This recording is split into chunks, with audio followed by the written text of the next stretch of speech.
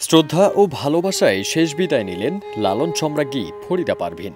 14 September সকাল 10টায় তার মরদেহ কেন্দ্রীয় শহীদ মিনারে আনা হয়। বৈরী আবহাওয়াও থামাতে পারেনি ভক্ত শ্রোতাদের। সঙ্গীতাঙ্গনের মানুষ, সাধারণ দর্শক সবাই এক হয়ে শেষ শ্রদ্ধা জানান তাকে।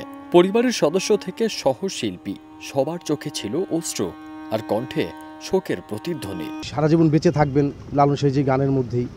সারা বিশ্বব্যাপী উনি লালন সাইজির গানগুলো যেভাবে প্রচার করেছেন, সারা বিশ্বব্যাপী উনি মানে পৃথিবী যতদিন থাকবে ফরিদা পারভীন ততদিন মানুষের মুখে থাকবে। কীর্তিমানের কিন্তু কোনো মৃত্যু নেই।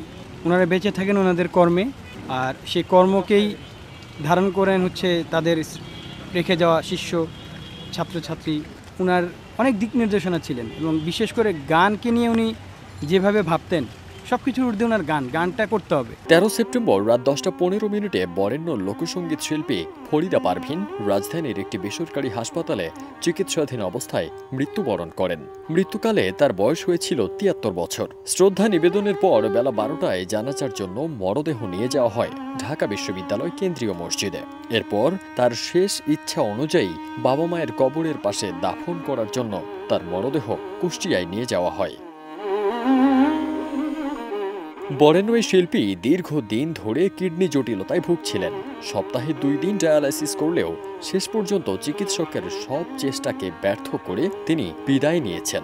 শেষ দিন পর্যন্ত ভেন্টিলেশনে থাকা এই গুণী শিল্পীর জীবনের লড়াই দর্শকদের হৃদয়ে এক নাটকীয় হৃদয় বিদারক অধ্যায় হয়ে রইল।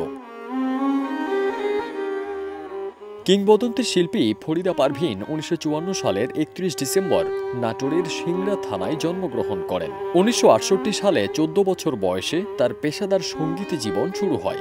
এরপর গানে গানে তিনি কাটিয়েছেন 55 বছর।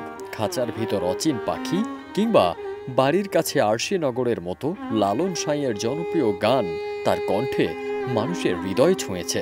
শ্রোতারা তাকে লালন কন্যা উপাধি দিয়েছিলেন।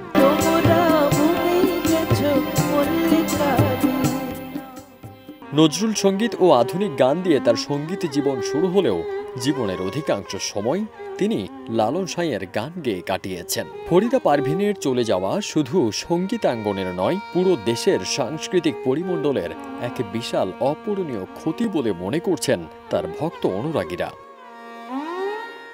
ফারদিন সানি, দেশ রূপান্তর।